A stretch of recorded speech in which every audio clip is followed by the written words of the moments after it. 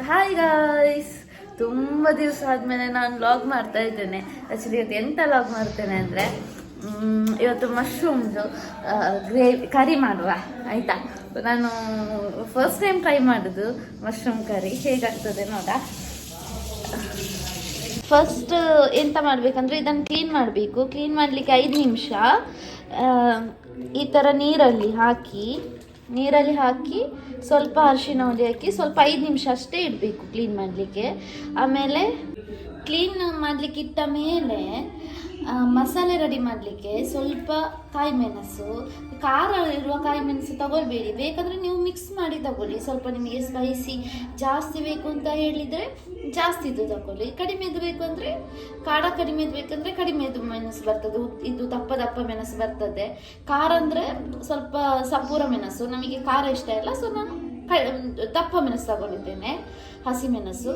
ಮತ್ತು 2 ಟೊಮೆಟೊ ತಗೊಳ್ಳಿ, ಮತ್ತು ಸಣ್ಣ ಸೈಜಿದ್ದು 2 ಈರುಳ್ಳಿ, ದೊಡ್ಡ ಸೈಜ್ ಆದರೆ 1 ಸಾಕು, ಮತ್ತು ಇಷ್ಟು ಕೊತ್ತಂಬರಿ ಸೊಪ್ಪು. ಇದಿಷ್ಟನ್ನ ಇದರಲ್ಲಿ ಗ್ರೇವಿ ರೆಡಿ ಮಾಡಬೇಕು. ಈಗ ಇದು 5 ನಿಮಿಷ ಆಯಿತು. ನಾನು ಇದರಲ್ಲಿ ಇಷ್ಟು ಫುಲ್ ಮಶ್ರೂಮ್ ತಗೊಂಡಿದ್ದೇನೆ. ಈಗ ಇದನ್ನು ಚಂದ ತೊಳಿಬೇಕು. ಹೀಗೆ ತೊಳೆದು ಇದರ ಮೇಲ್ಗಡೆ ಸಿಪ್ಪೆ ಬರ್ತದೆ ಅಲ್ಲ, ಇದನ್ನು ಹೀಗೆ ತೆಗಿಬೇಕು. ಯಾಕೆಂದರೆ ಈ ಸಿಪ್ಪೆ ಹಾಕಿದರೆ ಟೇಸ್ಟ್ ಚೆಂದ ಇರೋದಿಲ್ಲ, ಮತ್ತು ಇದರಲ್ಲಿ ಮಣ್ಣೆಲ್ಲ ಕೂತಿರ್ತದೆ ಅಲ್ಲ, ಸೊ ಅದಕ್ಕೆ ಇದನ್ನು ಚಂದ ಈ ಥರ ತೆಗಿಬೇಕು.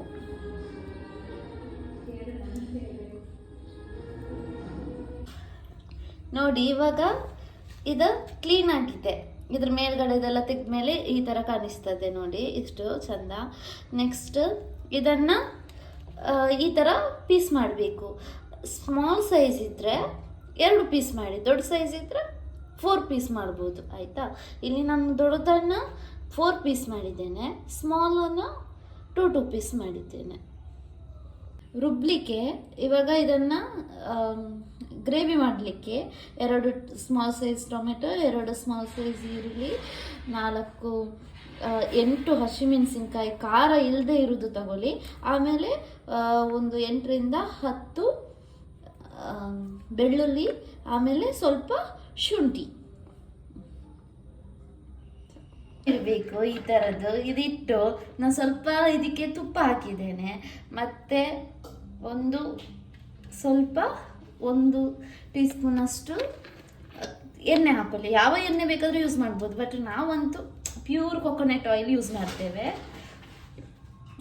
ಬಾಣಲೆ ಇಡಬೇಕು. ಬಾಣಲೆ ಇಟ್ಟು ಇದಕ್ಕೆ ಸ್ವಲ್ಪ 2 ಸ್ಪೂನಷ್ಟು ಎಣ್ಣೆ ಹಾಕಬೇಕು. ಎಣ್ಣೆ ಹಾಕಿ ಚಕ್ಕೆ ಸ್ವಲ್ಪ ಸ್ಮಾಲ್ ಸೈಜ್, ಆಮೇಲೆ ಲವಂಗ 2 ಏಲಕ್ಕಿ ಹಾಕಿ ಅದು ಸ್ವಲ್ಪ ಸ್ಮೆಲ್ ಹೋಗುವ ತನಕ ಸ್ವಲ್ಪ ಎಣ್ಣೆಲಿ ಬಿಡಬೇಕು. ಇದೆಲ್ಲ ರುಬ್ಲಿಕ್ಕೆ ಇಟ್ಕೊಂಡಿರುವ ಅಂತ ಮಸಾಲೆ ಇದಕ್ಕೆ ಈರುಳ್ಳಿ ಹಾಕಬೇಕು. ಫಸ್ಟ್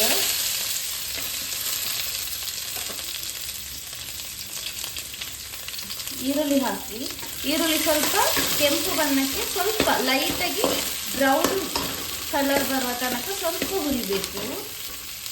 ಇದು ಬ್ರೌನ್ ಆಗಿದೆ ನೋಡಿ, ಈಗ ಕಲರ್ ನೋಡಿ ಬ್ರೌನ್ ಆಗಿದೆ.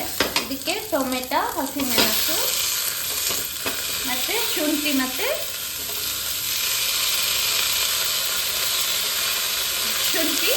ಬೆಳ್ಳುಳ್ಳಿ ಹಾಕಿ ಸ್ವಲ್ಪ ಮಿಕ್ಸ್ ಮಾಡಬೇಕು. ಲೋ ಫ್ಲೇಮಲ್ಲಿ ಇಟ್ಟು ಸ್ವಲ್ಪ ಮಿಕ್ಸ್ ಮಾಡಬೇಕು. ಈ ಎಲ್ಲ ಐಟಮ್ಸನ್ನು ನೀವು ಎಣ್ಣೆಲಿ ಹಾಕಿ ಹುರ್ಕೊಂಡಾದ್ಮೇಲೆ ನೀವು ಇದನ್ನು ಮಸಾಲೆ ರೆಡಿ ಮಾಡಿದರೆ, ಗ್ರೇವಿ ರೆಡಿ ಮಾಡಿದರೆ ತುಂಬ ಒಳ್ಳೆಯದು. ಆವಾಗ ಹಸಿ ವಾಸನೆ ಎಲ್ಲ ಉಂಟಲ್ಲ, ಅದೆಲ್ಲ ಸ್ವಲ್ಪ ಹೋಗ್ತದೆ. ಓಕೆ, ಇವಾಗ ಅದು ಆಗಿದೆ. ಈಗ ಇಲ್ಲಿ ವಾಪಸ್ಸು 1 ಈರುಳ್ಳಿ, ಸ್ಮಾಲ್ ಸೈಜ್ ಈರುಳ್ಳಿ, ಹಾಗೆ 1 ಸ್ಮಾಲ್ ಸೈಜ್ ಟೊಮೆಟೊ, ಇದನ್ನು ಕಟ್ ಮಾಡಿ ಇಟ್ಕೊಳ್ಬೇಕು. ಆ್ಯಕ್ಚುಲಿ ನನಗೆ ಕರಿಬೇವು ಹಾಕಲಿಕ್ಕೆ ಇತ್ತು. ಇದಕ್ಕೇನೆ ರುಬ್ಬುವಾಗ ನೀವು 4 ಕರಿಬೇವು ಹಾಕ್ಕೊಂಡ್ರೆ, 4 ಸಲ ಕರಿಬೇವು ಹಾಕ್ಕೊಂಡ್ರೆ ತುಂಬ ಚೆಂದ ಇರ್ತದೆ. ಇದಕ್ಕೇನೆ ಹಾಕುವ. ಇದನ್ನು ಕೂಡ ಮಿಕ್ಸಿಯಲ್ಲಿ ಹಾಕಿ ರುಬ್ಬಬೇಕು. ಇದು ಸ್ವಲ್ಪ ಬಿಸಿ ಹೋಗಬೇಕು, ಬಿಸಿ ಹೋಗುವ ತನಕ ವೆಯ್ಟ್ ಮಾಡಿ. ಈಗ ಈ ಮಸಾಲೆ ಬೇಯಿಸಿಲ್ಲ, ಸ್ವಲ್ಪ ಎಣ್ಣೆಯಲ್ಲಿ ಹುರಿದಿರುವಂತಹ ಐಟಮ್ಸ್ ಎಲ್ಲ ಮಿಕ್ಸಿಗೆ ಹಾಕಿದ್ದೇನೆ. ಇದಕ್ಕೆ ಮಿಕ್ಸಿಗೆ ಸ್ವಲ್ಪ ಅರಶಿನ, ಒಂದಿಷ್ಟು ಸಾಕು,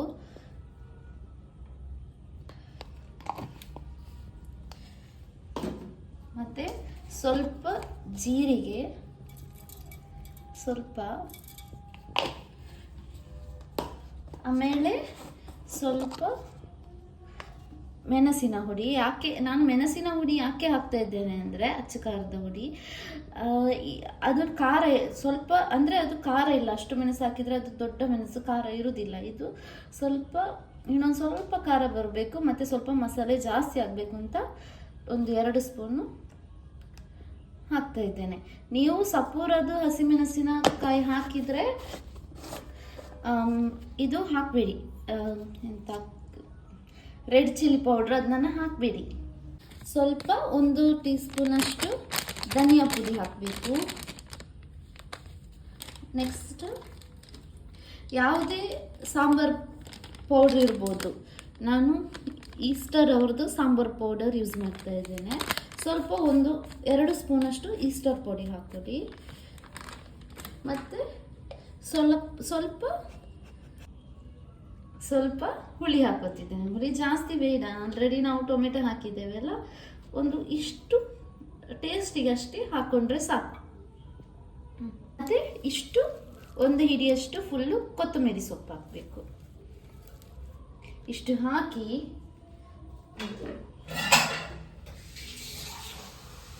ಸ್ವಲ್ಪ ನೀರು ಹಾಕ್ಕೊಂಡು ಇದನ್ನು ಮಿಕ್ಸಿ ಮಾಡುವ. ವಾಪಸ್ ಒಂದು ಬಾಣಲೆ ಇಡಬೇಕು. ಇಟ್ಟು ಇದಕ್ಕೆ 2 ಸ್ಪೂನ್ ಆಗುವಷ್ಟು ಎಣ್ಣೆ ಹಾಕಬೇಕು. ಇಲ್ಲಿ ನಾನು 2 ಸ್ಪೂನ್ ಆಗುವಷ್ಟು ತೆಂಗಿನಕಾಯಿ ಎಣ್ಣೆ ಹಾಕಿದ್ದೇನೆ.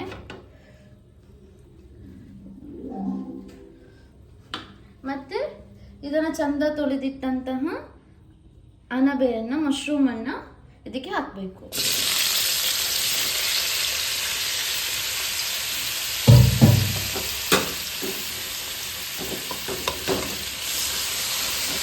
ಹಾಕಿ ಸ್ವಲ್ಪ ಅರಶಿನ ಹುಡಿ ಹಾಕಬೇಕು. ಇದಕ್ಕೆ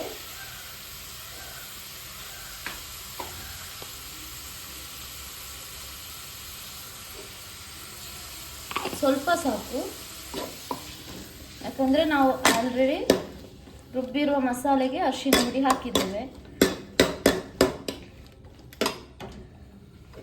ಇದು ಚಂದ ಎಣ್ಣೆಯಲ್ಲಿ ಫುಲ್ ನೀರು ಬಿಡಬೇಕು, ಸ್ವಲ್ಪ ಬೇಯಬೇಕು. ಬೆಂದಾದ್ಮೇಲೆ ಸ್ವಲ್ಪ ನೀರು ಬಿಡಬೇಕು.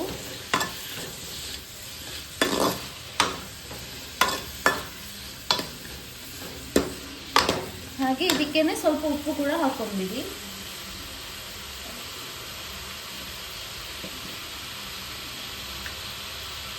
ಇಷ್ಟು ಹಾಕ್ತಾ ಇದ್ದೇನೆ.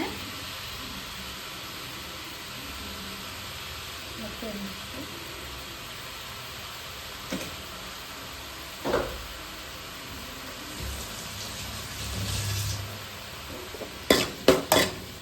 ಚಂದ ಇದರಲ್ಲಿ ಬೇಯಬೇಕು. ಈ ಥರ ಚಂದ ನೀರು ಬಿಡಬೇಕು. ಈ ಥರ ನೀರು ಬಿಟ್ಟು ಅದು ಅಲ್ಲೇ ಡ್ರೈ ಆಗಬೇಕು. ಅಲ್ಲಿವರೆಗೆ ಇದನ್ನು ಚಂದ ಬಿಡಬೇಕು. ನೋಡಿ, ಈ ಥರ ಇವಾಗ ಬೆಂದಿದೆ ನೋಡಿ, ಹೀಗೆ ಆಗಿದೆ. ಸ್ವಲ್ಪ ತುಂಬ ಕಡಿಮೆ ಆಯಿತು. ನಾನು ಇನ್ನೊಂದು ಕೂಡ ತರಬೇಕಿತ್ತು. ಸ್ವಲ್ಪ 1 ಪ್ಯಾಕ್ ಮಾತ್ರ ತಂದಿದ್ದೇನೆ, ಇನ್ನೊಂದು ಪ್ಯಾಕ್ ತಂದಿದ್ದರೆ ಸರಿಯಾಗಿರೋದು. ಇದಕ್ಕೆ ಅದೇ ಬಾಣಲೆಗೆ 2 ಸ್ಪೂನು ಆಯಿಲ್ ಹಾಕೊಳ್ಬೇಕು. ಇದರಲ್ಲಿ ಬೇಯಿಸಿದಂಥ ಮಶ್ರೂಮನ್ನು ಸಪ್ರೇಟಾಗಿ ಒಂದು ಪ್ಲೇಟಲ್ಲಿ ಎತ್ತಿಟ್ಕೊಳ್ಳಿ. ಇದಕ್ಕೆ ಕರಿಬೇವಿನ ಸೊಪ್ಪು ಹಾಕಬೇಕು.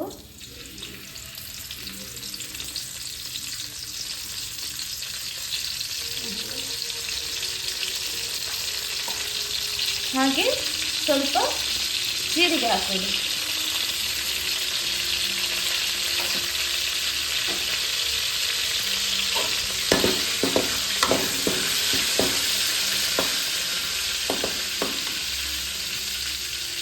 ಇದಕ್ಕೆ ಒಂದು ಕಟ್ ಮಾಡಿಕೊಂಡಿರುವಂತಹ ಈರುಳ್ಳಿ, ಸ್ಮಾಲ್ ಸೈಜ್ ಈರುಳ್ಳಿ ಹಾಕಿ ಅದು ಸ್ವಲ್ಪ ಕೆಂಪು ಬಣ್ಣ ಬರುವವರೆಗೆ ಅದನ್ನು ಬೇಯಿಸಬೇಕು.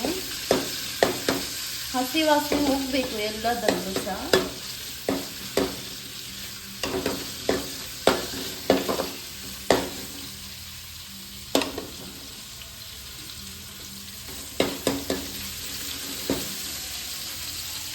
ಗಮ್ಮಂತ ಬರ್ತಾ ಉಂಟು ತೆಂಗಿನಕಾಯಿ ಎಣ್ಣೆ ಪರಿಮಳ. ಆ್ಯಕ್ಚುಲಿ ಎಂತ ಗೊತ್ತುಂಟಾ, ತೆಂಗಿನಕಾಯಿ ಎಣ್ಣೆ ಹಾಕಿ ಮಾಡಿದರೆ ತುಂಬ ಹೆಲ್ದಿ ಬೇರೆ ಆಯಿಲ್ಗಿಂತ. ಯಾಕಂದರೆ ಅದು ಪ್ಯೂರ್ ಅಲ್ವಾ ಕೊಕೊನೆಟ್ ಆಯಿಲ್. ಇದಕ್ಕೆ ಒಂದು ಸ್ಮಾಲ್ ಸೈಜ್ ಟೊಮೆಟೊ, ಇದನ್ನು ಸ್ಲೈಸ್ ಆಗಿ ಕಟ್ ಮಾಡಬೇಕು ಸಣ್ಣಕ್ಕೆ. ಚಂದ ಹುರ್ಕೊಂಡು ಸ್ವಲ್ಪ ನೀರು ಬಿಡಬೇಕು ಇದರಲ್ಲಿ. ಮತ್ತೆ ಇದಕ್ಕೆ ಸ್ವಲ್ಪ ಕಸ್ತೂರಿ ಮೆಥಿ ಹಾಕಬೇಕು. ನಾನು ಇಷ್ಟು ಹಾಕ್ಕೊಂಡಿದ್ದೇನೆ, ನಿಮಗೆ ಎಷ್ಟು ಬೇಕು ಅಷ್ಟು ಹಾಕೊಳ್ಳಿ. ನಿಮಗೆ ಇಷ್ಟ ಇಲ್ಲ ಅಂದರೆ ಅದನ್ನು ಸ್ಕಿಪ್ ಮಾಡ್ಬೋದು. ಅಂದರೆ ಟೇಸ್ಟ್ ಚಂದ ಬರ್ತದೆ ಅಂತ ರೀಸನಿಗಷ್ಟೇ ಸ್ವಲ್ಪ ಕಸ್ತೂರಿ ಮೆಥಿ ಹಾಕಬೇಕು. ಮತ್ತು ಇದಕ್ಕೆ ಸ್ವಲ್ಪ ಶುಂಠಿ ಬೆಳ್ಳುಳ್ಳಿ ಪೇಸ್ಟ್ ಹಾಕ್ಕೋಬೇಕು. ಆಲ್ರೆಡಿ ಶುಂಠಿ ಮತ್ತು ಬೆಳ್ಳುಳ್ಳಿಯನ್ನು ನಾವು ರುಬ್ಬಿದ್ದೇವೆ. ಇದಕ್ಕೆ ಸ್ವಲ್ಪ ಟೇಸ್ಟಿಗಷ್ಟೇ ಹಾಕೊಂಡ್ರೆ ಸಾಕು.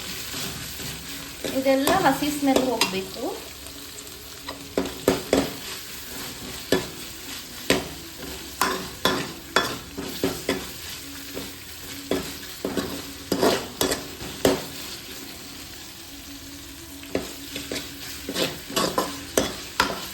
ಹಸಿ ವಾಸನೆ ಹೋಗಿದೆ, ಇವಾಗ ಎಲ್ಲ ಬೆಂದಿದೆ ನೋಡಿ, ಈ ಥರ ಆಗಿದೆ.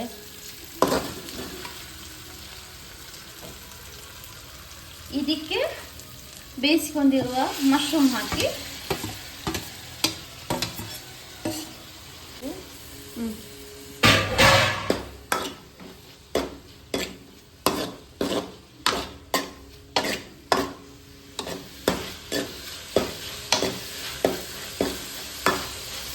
ಬಿಟ್ಟ ಮಸಾಲ ಹೇಗಾಗಿದೆ ಅಂತ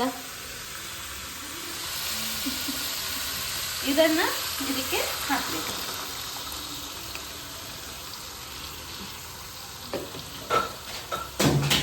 ಈ ಥರ ಕೈಯಲ್ಲಿ ಹಾಕೊಳ್ಳಿ, ಯಾಕೆಂದರೆ ಮಸಾಲೆ ಎಲ್ಲ ವೇಸ್ಟ್ ಆಗ್ತದೆ ಅಲ್ಲ. ಇಲ್ಲಾಂದರೆ ಸ್ವಲ್ಪ ಲೋ ಫ್ಲೇಮಲ್ಲಿ ಇಟ್ಕೊಳ್ಬೇಕು ಗ್ಯಾಸ್.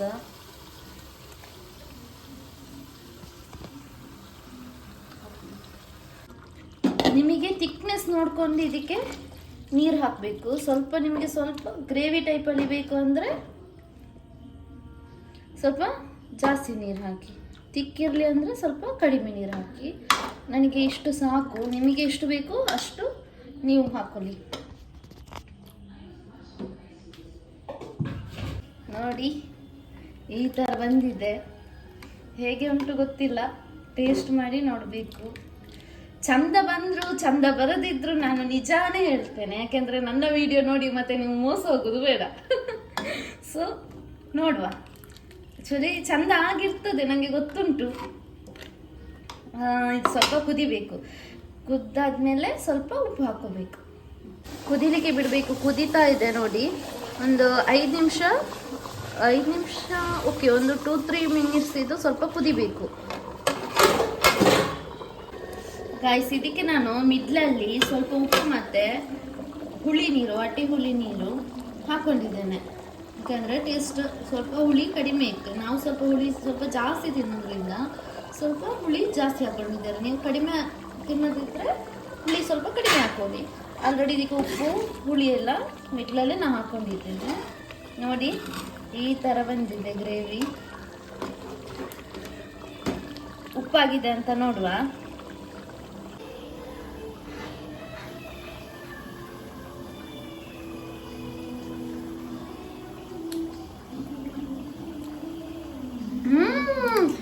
ಚಂದಾಗಿದೆ ಸತ್ಯ, ಪ್ರಾಮಿಸ್ ಉಂಟಲ್ಲ. ಈ ಗ್ರೇವಿ ಉಂಟಲ್ಲ ಚಂದ ಬಂದಿದೆ. ನಾನು ಇಷ್ಟು ಚಂದ ಆಗ್ತದೆ ನೆನ್ಸೇ ಇರಲಿಲ್ಲ. ಬಿಸಿ ಇರುವಾಗಲೇ ಸ್ಟವ್ ಆಫ್ ಮಾಡ್ಕೊಳ್ಳಿ. ಇವಾಗ ತುಂಬ ಆಗಿದೆ, ಇದು ಕುದ್ದಿ ಬಂದಿದೆ, ಚಂದ ಗ್ರೇವಿ ಗಟ್ಟಿ ಗಟ್ಟಿ ಆಗಿದೆ ನೋಡಿ, ಈ ಥರ ಬಂದಿದೆ. ಆಫ್ ಮಾಡ್ಕೊಂಡ್ಬಿಟ್ಟು ಕೊತ್ತಂಬರಿ ಸೊಪ್ಪು ಮೇಲ್ಗಡೆ ಹಾಕ್ಕೊಂಬಿಡಿ.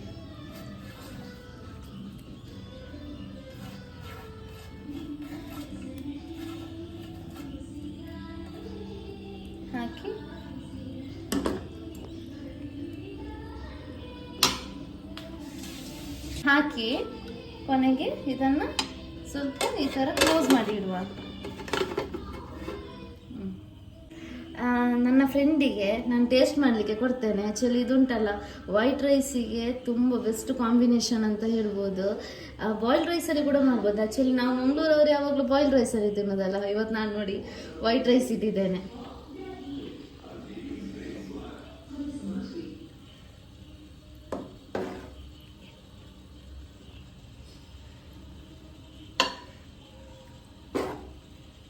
ಪೀಸ್ ಎಲ್ಲ ಎಂತಾಗಿದೆ. ಓಕೆ, ನೋಡುವ ಟೇಸ್ಟ್ ಹೇಗುಂಟು ಅಂತ. ಇದು ಇಡ್ಲಿ, ನೀರು ದೋಸೆ, ಆಮೇಲೆ ಚಪಾತಿ, ವೈಟ್ ರೈಸಲ್ಲೆಲ್ಲ ತುಂಬ ಬೆಸ್ಟ್ ಕಾಂಬಿನೇಷನ್. ರೈಸ್ ನನ್ನ ಫ್ರೆಂಡಿಗೆ ಟೇಸ್ಟ್ ಮಾಡಲಿಕ್ಕೆ ಕೊಡ್ತೇನೆ. ಅವಳಿಗೆ ತಿಂದ ಅಭ್ಯಾಸ ಇಲ್ಲ ಅಂತೆ ಮಶ್ರೂಮ್. ನೋಡ ಹೇಗೆ ಉಂಟು ಅಂತ ಕೇಳುವ ಟೇಸ್ಟ್. ಹೆಚ್ಚಾಗ್ತದೆ, ಚೆನ್ನಾಗಿದೆ. ಮತ್ತೆ ಸ್ವಲ್ಪ ಉಪ್ಪು, ಸ್ವಲ್ಪ. ಹೌದಾ? ಅದು ರೈಸಿಗೆ ಹಾಕುವಾಗ ಉಂಟಲ್ಲ ಕರೆಕ್ಟ್ ಆಗ್ತದೆ. ಈಗ ನಾನು ಟೇಸ್ಟ್ ಮಾಡ್ತೇನೆ.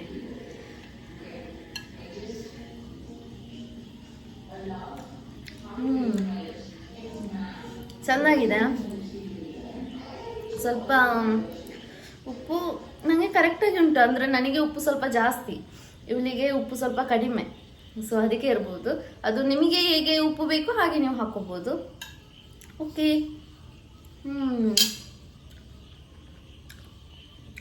ಚೆಂದಾಗಿದೆ. ಇದು ನೀವು ಟ್ರೈ ಮಾಡಿ ಮನೆಯಲ್ಲಿ, ರೈಸ್ ಜೊತೆ ಹಾಕ್ಕೊಂಡು ತಿನ್ನಿ.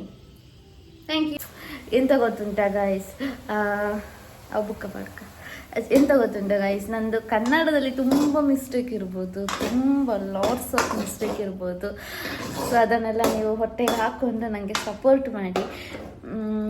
ಯಾಕೆಂದರೆ ನಾವು ಯಾವಾಗಲೂ ಮನೆಯಲ್ಲೆಲ್ಲ ಚಂದ ತುಳು ಮಾತಾಡೋದಲ್ಲ. ಸೊ ಅದಕ್ಕೆ ಅಷ್ಟೊಂದು ಕರೆಕ್ಟಾಗಿ ಬರೋದಿಲ್ಲ. ಸೊ ತುಂಬ ಮಿಸ್ಟೇಕ್ ಉಂಟು, ತುಂಬ ಮಿಸ್ಟೇಕ್ ಇರ್ಬೋದು ಮಾತಾಡಿದ್ರಲ್ಲಿ. ಸೊ ಅದನ್ನೆಲ್ಲ ಹೊಟ್ಟೆಗೆ ಹಾಕ್ಕೊಂಡು ನನ್ನನ್ನು ಕ್ಷಮಿಸಿ. Thank you.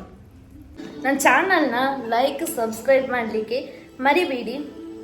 ಸೊ ಪ್ಲೀಸ್, ಏನಾದರೂ ಮಿಸ್ಟೇಕ್ ಇದ್ದರೆ ನನಗೆ ಕ್ಷಮಿಸಿ. ಹಾಗೆ ನನ್ನ ಚಾನಲ್ನ ಸಬ್ಸ್ಕ್ರೈಬ್ ಮಾಡಿ, ಹಾಗೆ ಲೈಕ್ ಮಾಡಿ.